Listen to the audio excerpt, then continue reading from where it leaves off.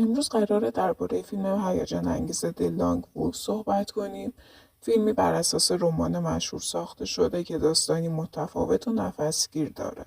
اگه از فیلم‌های مهیج و پر از تعلیق خوشتون میاد، این ویدیو مخصوص شماست. فیلم داستان گروهی از افراد رو روایت میکنه که در یک مسابقه طولانی و مرگبار شرکت میکنن. قانون ساده است. هیچکس حق توقف نداره و هر کسی که از حرکت بازیسته از رقابت حذف میشه.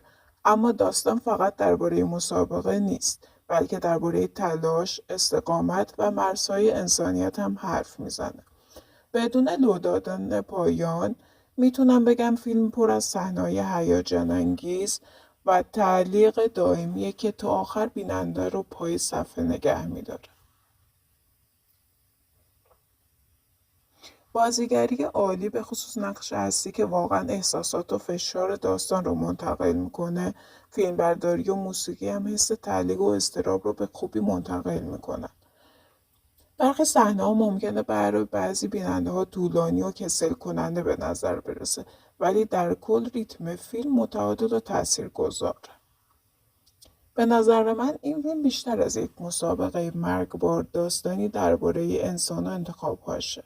همین باعث میشه بیننده بعد از دیدن فیلم فکر کنه و با شخصیت‌ها همزاد پنداری کنه.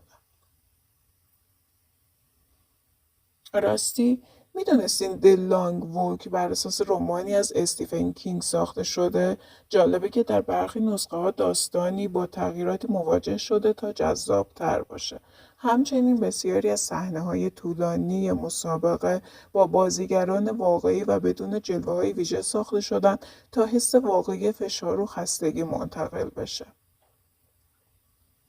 اگر از این ویدیو خوشتون اومد حتما سابسکرایب کنید و زنگوله رو روشن کنید تا ویدیوهای بعدی درباره فیلم ها و تحلیل های جذاب رو از دست ندید.